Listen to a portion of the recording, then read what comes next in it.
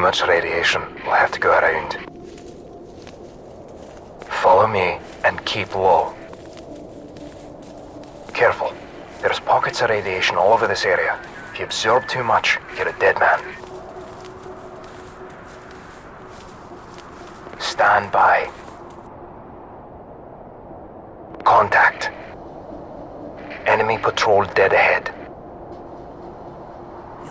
Will be impossible to spot in our ghillie suits. Take one out when the other's not looking.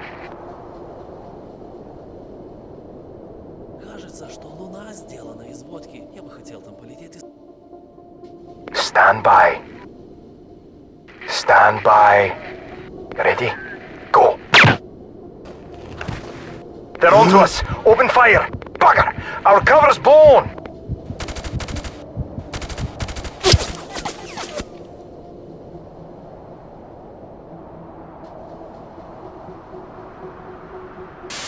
Hey, it's Brian with AE, and today we're going to be talking about the U.S. Marine Corps M14 Dmr. The M14 has been around for quite a while. Originally designed to replace the M1 Garand in the 50s, it was quickly replaced by the M16 in the 60s. While it did have the shortest service life of any U.S. service rifle, just like my Honda CR-V, it refuses to die. Since the 50s, it has been used in many different conflicts in many different variations. Just like many of you, I was first introduced to the M14 from the 2007 game Call of Duty 4 Modern Warfare. The M14 variant from that game was the suppressed M21, and it kind of became iconic from the mission All Gillied Up. And just when you thought the M14 couldn't get any cooler, in 2009 Modern Warfare 2 came out and kind of introduced the M14 EBR to me and a lot of other greasy-haired kids. Ever since then, I thought the M14 was badass, but what can I say? I'm a product of the pulp culture I consumed when I was a kid, and it probably influences you a lot. That's why we sell so many M4 Delta suppressors. Like I said at the beginning, the variant we're going to be covering today is the U.S. Marine Corps M14 Dmr. This rifle was used by Marine marksmen in the 2000s and started getting phased out around 2010. There was only a small handful of these that were equipped with Usmc / Allen Engineering suppressors, and here are the only photos that exist of them. These photos were taken in 2008 in Kandahar by a couple Marines. It's important to note that these rifles were not equipped with these suppressors en masse, so that's why there's very few photos that exist in the wild of them. So what I'm going to do is I'm going to start at the top and go down the line and talk about the parts that you need to get to build something like this. On the end, the original suppressor that was used was an Usmc 12th model chambered in 30 cal. However, nowadays we call it the AEM5-30. This suppressor uses the AEM5 mounting system, but has the M24 baffle stack. This rifle uses a very unique collar system.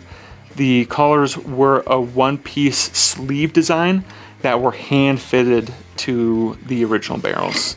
That doesn't really make for a great product for you guys to use, so we have redesigned it to allow you to mount this to any 22-inch barrel. The way this system works is that it has a specific brake that is threaded for the M14 thread pitch, and then the first piece has the taper. Then it has a second piece that is the sleeve that puts the taper the right distance to properly mount the suppressor. For timing the brake, you will actually use shims, but it will be beneath the taper between the collar and the sleeve. Since the M14 has existed since the 50s, you could see the evolution of the platform from then till now. The original stocks used in the 50s were made out of wood. However, stocks that are used now are going to be more similar to the Sage EBR chassis. What this stock was something that kind of fell between the older style and the newer style. This is the McMillan M2A stock. These have been pretty unobtainium for quite a while. However, McMillan graciously did a limited run of these, and that's how we were able to get our hands on one. They might do more limited runs in the future, so I would keep my eyes out for that. This stock, in my opinion, is a huge improvement over the original wood stock for two main reasons. One is it adds a pistol grip. For me, that just helps a lot with the ergonomics of the rifle and being able to handle it. And the second big improvement is going to be the cheek riser. Scopes and the height of the scopes can vary quite a bit with the M14 platform, so having a cheek riser will help get your face in the perfect spot. The original scope used, and the one we have here, is a Leupold Mk4 fixed 10 power. This has the M3 308 turret with the mil-dot reticle. Some of these rifles use the variable scope, however, a lot of them use the fixed 10 power as the daytime scope. For nighttime usage and the scope used in the original photos, it was using a PVS-10 SNS, which stands for Sniper Night Sight. And the scope rings used on these are the GGG scope rings. Finally, these rifles used a Harris S-L bipod system, which is pretty standard for the time.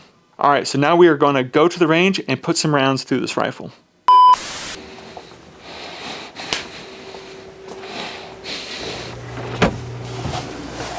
Hey buddy, this is the part of the video where I'm supposed to have a merch plug. Where is it? I'm almost done. It was supposed to be done 24 hours ago. You didn't give me enough time. Oh.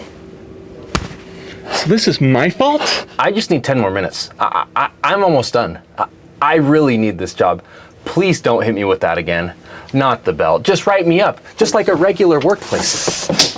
How will they know to buy AE merch without the plug? Duh!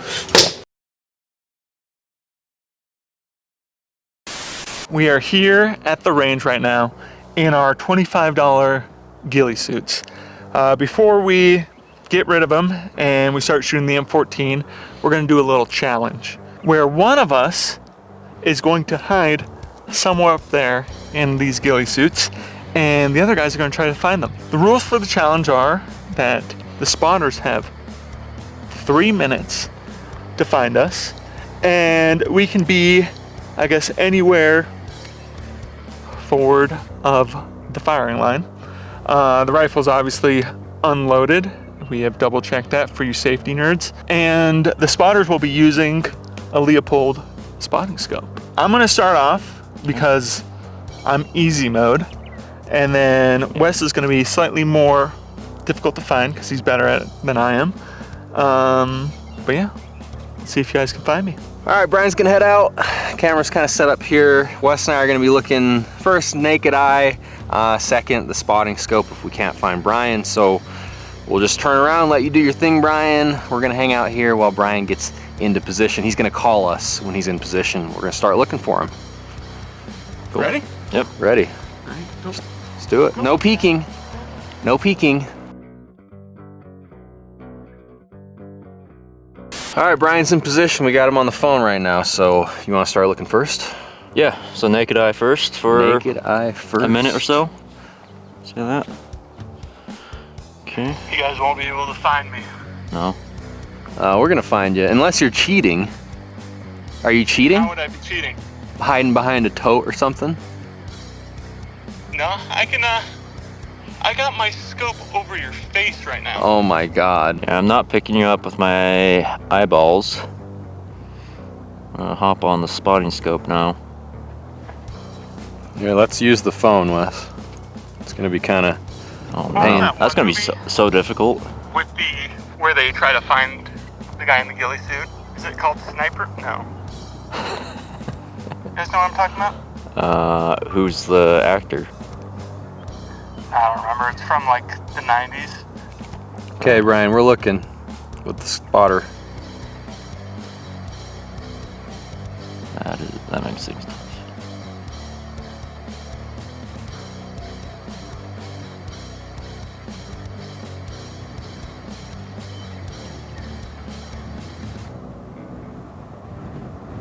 I'll bet he's on the berm. No, it took him a second to call us. I think he's probably out further left. Think so? Mm-hmm.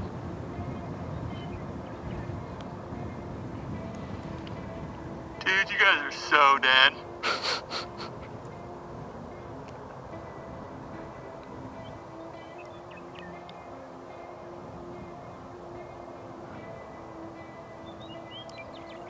I'm forward of the berm.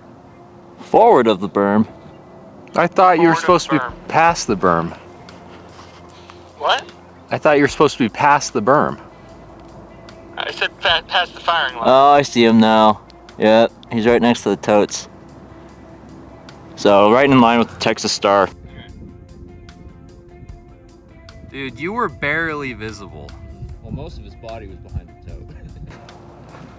All right, Wes's turn. He's heading out there right now. We're gonna try to spot him. He will call us when he is in position. All right, we got Wes on the phone. He's in position. He just called us. So, you ready for us to start looking, Wes? Yes, sir. Okay, let's see if there's anything obvious without the spotter first, which there's not gonna be. This is, for you guys watching it, this is not easy. I should technically wear glasses, like when I'm on the road and shit. Yeah, but you don't. Why, You don't need glasses to see the Why would colors I- of the lights. why would I let the government tell me how to drive my car? Right, right, I right. pay taxes. Right, right, right. Yeah, if you pay taxes, you can basically do whatever you want. Yeah.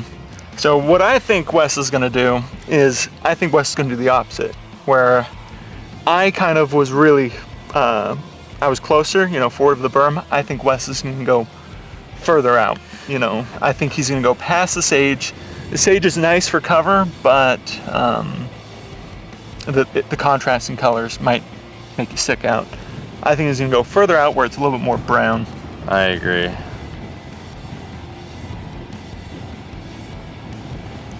Wes is really, really competitive, so if we find him easily, he's gonna be pretty mad. Wes probably rolled around in the dirt, got himself all covered up. 10 seconds, a heads up. All right, well, I can't find him.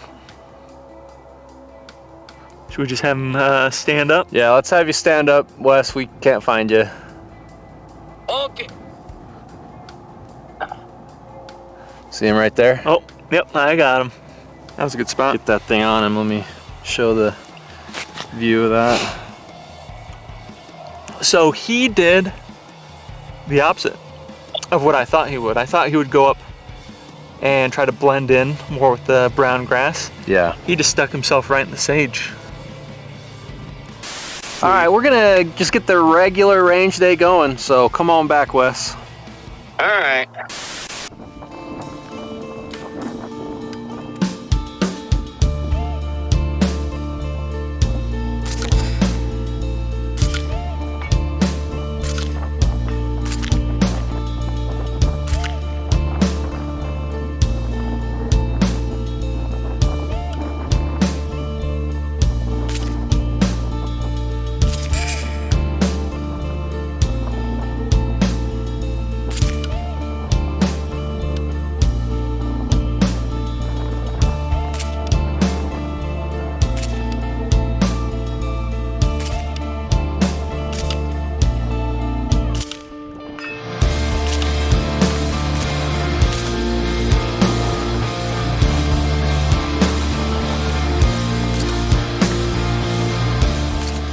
All right, so we have been shooting for a little bit now, and we're gonna do a little drill for you guys.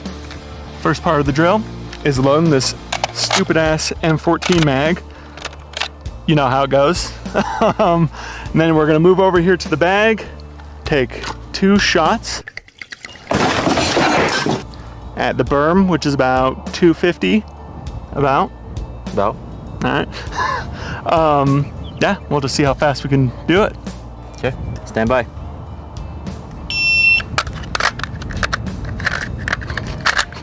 There you go.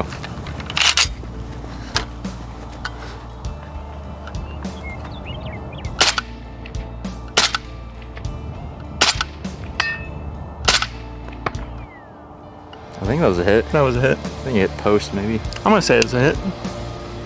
It moved. Time on that? 15:20. No, I haven't.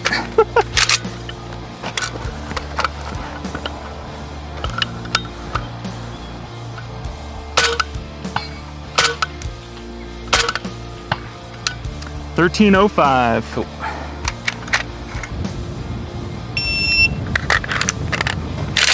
Oh, a little commie reload action there. Fuck.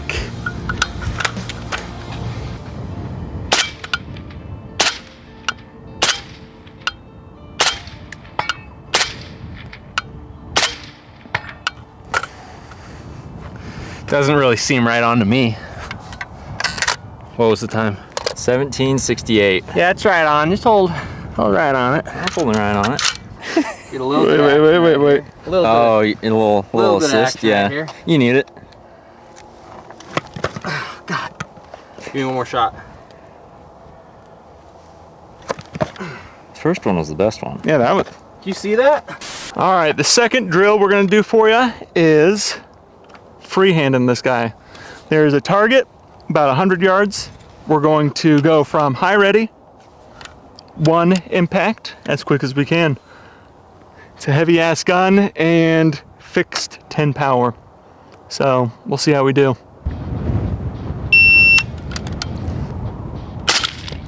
Fuck.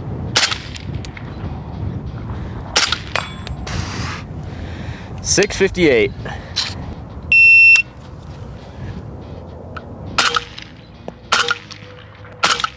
Oh, jeez. Dude, you were all talk before you tried it. What was it? 867. 867. Yeah. What'd I get? 6 something.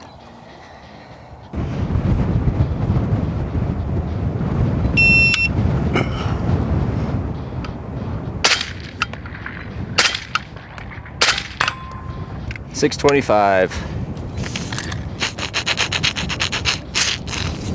Let me do it one more time. Let me do it one more time. All right. Stand by. Thank you.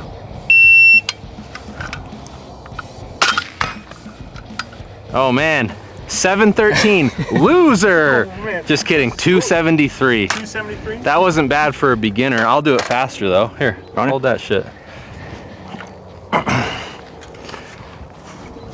Yeah, this is a pretty easy drill to do, okay? Sub-second type speeds. Yeah, you want the bipod still down? Okay, ready? Yeah. Stand by. Okay. Where is it?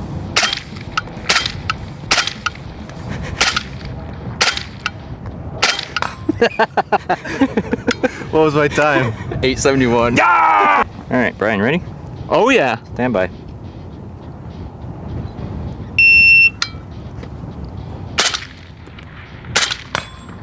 $358. Damn. Oh, god damn, I'm good. That was good. Yes, Mr. President.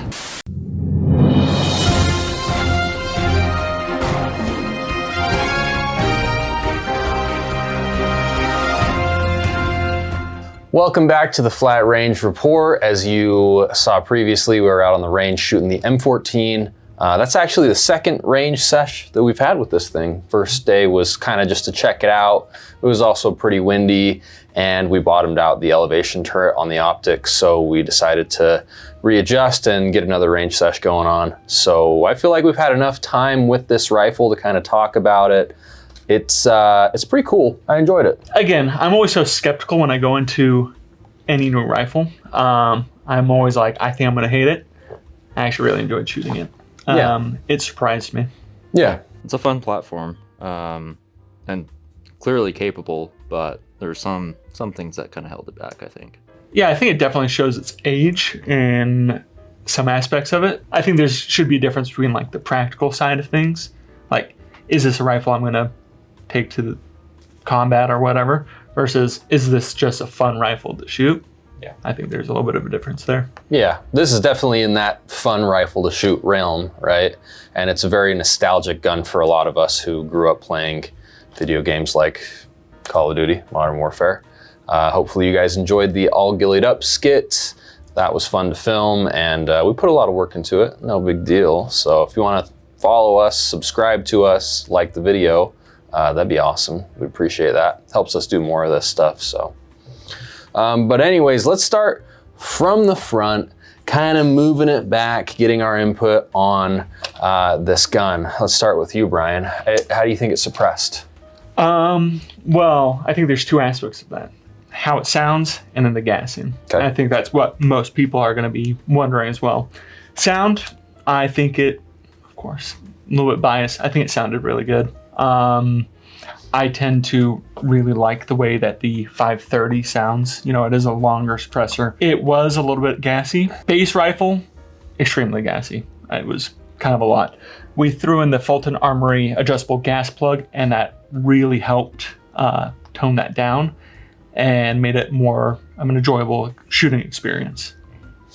Yeah, absolutely. And being outside makes a big difference too, right? If you're shooting this thing indoors where the air is not really moving around as much, then it will appear to be more gassy. But it's definitely like not really meant to be suppressed. Yeah, I don't think this platform was designed with suppressors in mind.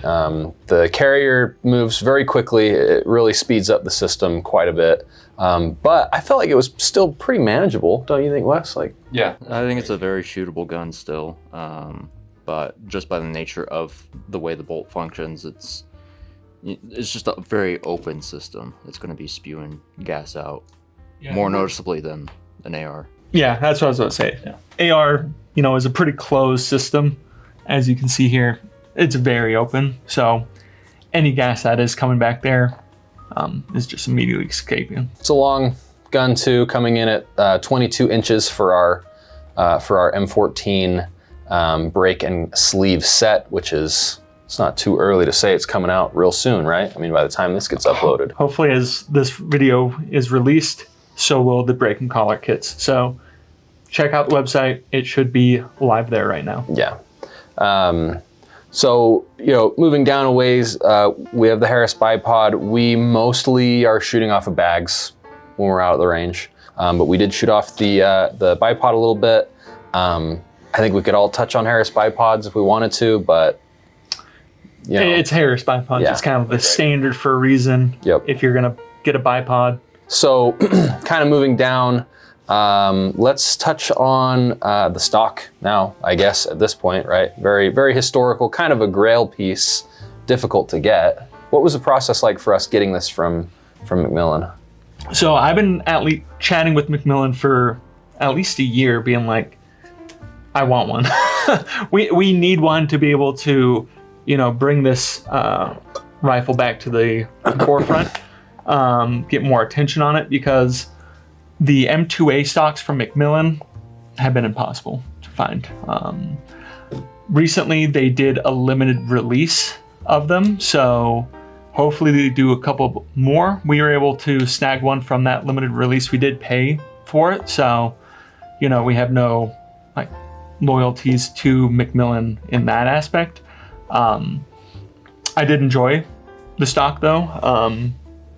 It is a lot better than the base wood stock. You know, it does make a lot of improvements over the base one. Yeah, some of the improvements, like, you know, you have the pistol grip. Obviously, you've got the adjustable cheek riser, which with this optic, we're going to get into that. Makes a difference. Wes, you kind of want to touch on the optic? Yeah, so as the optic is set right now, well, the optic is a fixed 10 power, which, you know, a little outdated for our shooting styles and what we're used to. But that being said, I like a 10 power. I use 10 power on my scope majority of the time, so this scope is fine. But we had to bring the mount all the way back and the scope on the mount all the way back to get the proper eye relief on this thing. Thankfully, there is a cheek riser on this stock, so we can actually get a decent cheek weld with this setup. That being said though, with it just being passed around our hands, we weren't able to actually lock in the cheek weld to a good height from just one of us, because we're all shooting it. We all have different cheeks, facial structures, so these knobs would come loose after 4 or 5 rounds a lot of the time. So that was a bit annoying to deal with, but of course, if this is your rifle, you'll set it up how you want and lock it in. Yeah, as it sits though, it's doable. It's a good system. But yeah, is there better scopes that we can use now on it with modern technology? Yeah, but I think for how it's set up, it's I think it's perfectly set up for the nostalgia factor. I wish the scope was the variable one. I think it would have been a better scope to go with. However, the 10 power I don't think was horrible. I think that's a perfect magnification range for what this rifle does. The cheek riser, I don't know what we would have done without the cheek riser. I think we would have had to basically just have no placement on the stock without it.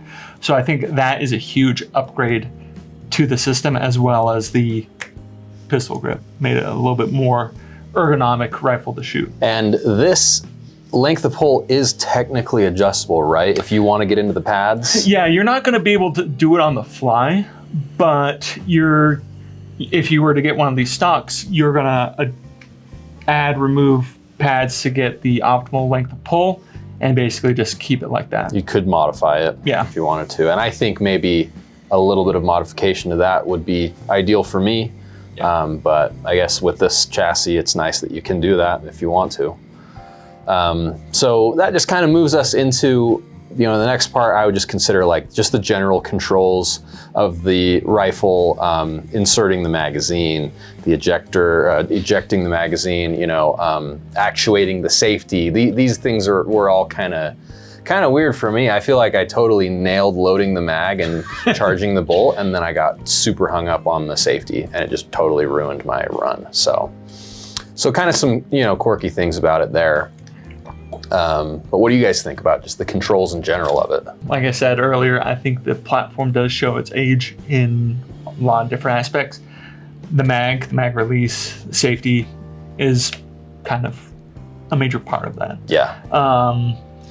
If we were to spend more time with it and train with it, I bet we can get real good at loading that mag, messing around with the safety. But from the time we did spend, it just didn't come naturally. I felt like I was doing the same thing each time, but sometimes it would lock, sometimes it wouldn't. While I'm more used to AR platforms where it's pretty dummy proof. Very spoiled with AR controls, and then you move to something like this, and it's like, you want to be able to push this safety with your index finger, but you have to like push it with like this part of your finger and kind of like your nail, and it's just weird. So then you have to like end up just pushing it with your thumb, and it's pretty heavy. Yeah, I felt You're like sounding really soft right now. Bro, I'm saying, you know what I mean by that. Excuses. Yeah. Well, I felt like I was having to use my other hand to get the safety. I bet there is a standard like procedure when it comes to... Oh, I know you were using your other hand. I watched all of us. We all had to use our other hand. Yeah, and I bet there's some kind of military like standard procedure of how to use this rifle, and I bet that was the wrong way of doing it. But that's just, I don't want to take my hand off the grip. Yeah. So I'm like, well, I'm gonna use my other hand to actuate the safety. Yeah. I bet sticking another hand thumb in there is problematic.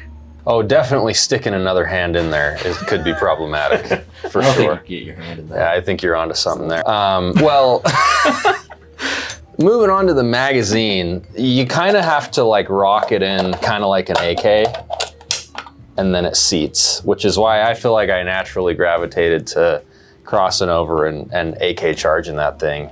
But I don't know, just like anything else, repetitions, time on the range. I mean, in reality, like we really haven't shot this thing a ton, so. Yeah, if you're gonna decide that this is your platform, you can get good with it and you can work around maybe some of the shortcomings. When we complain about features, it's something that you can work around if you train enough with it. It's just not my cup of tea, so I'm not really willing to put the time into getting good at it when I still just need to get good on a basic AR. Do we have anything else about this guy? Anything else we want to touch on or talk about? No, but I just want to give a couple shout outs to people. Go ahead. Yeah, I want to give a shout out to McMillan for letting us snag one of these from them. Again, we did pay for it, but they allowed it to happen because it was a limited release. If you guys annoy them enough, I bet you can get them to pump a couple more out there. Badlands, they're the real G's. They stock a lot of our stuff, build cool stuff with our barrels, with our suppressors. make really kick-ass ammo. Thoroughbred armament, again, stocks a ton of our stuff. So if you're ever looking to build a rifle, they most likely have the parts to do it. Anyone else that you're thinking? Yeah, I'm gonna shameless plug our own product here. Check out the Recce Barrel. Two of these places that Brian just shouted out, Badlands and Thoroughbred, are selling. Badlands is selling the barrel built into an upper with a Knight's Long RAS rail and a Colt cage coat upper. Built really well. Those guys know what they're talking about. They know what they're doing. They're not messing around. Thoroughbred does the same thing. He's also selling the barrel standalone. So check out the Recce Barrel, check out the M4 Recce platform. That's really all that my gun brain can kind of focus on right now. I'm having a lot of fun shooting that. Shout out Craddock Precision, awesome barrels, awesome guys. Modern Warriors, really cool stocking dealer in St. George. We're actually gonna head over there, teach a little course to some of their employees and spend some time on the range with them. Allegheny Arms, gunsmithing, we refer a lot of work over to them. Josh is basically a wizard with everything that he does with the lathe and with his gunsmithing. We basically send our stuff to him. Yeah. I mean, we just can't, we don't have time. We're making suppressors. We don't have time to do any of that. So Josh is the specialist. Shout out Clone Rifles, Chris and all the fellas over there. We will be at Clone Shoot again this year. So if you haven't gotten tickets yet. Yeah, get tickets. We're gonna be bringing a lot of stuff out there. Honestly, it's the chillest event we go to in the year. Yeah, absolutely. Check out our website. If you want to read some cool stuff, look at our blog, look at our YouTube. You're on YouTube right now. We have a lot of cool products that we need to market more on our website, like the 18650 dual fuel light bodies for your Gordon builds. We have a lot of cool products like C8 collars and 7x7 collars and all kinds of stuff. So also videos. What videos would you guys like to see? We're starting to put more time into this. I'm sure you guys noticed that these videos are getting longer. We're doing more stuff with the videos. So if there's stuff you want to see, we could do it. Yep. Excited to wrap this one up. This has been a lot of work, a lot of filming and a lot of editing. So thanks for tuning in. Check out the next video. Be notified when it drops by subscribing, hitting that bell icon. And unless you guys have anything, we've got nothing else for you.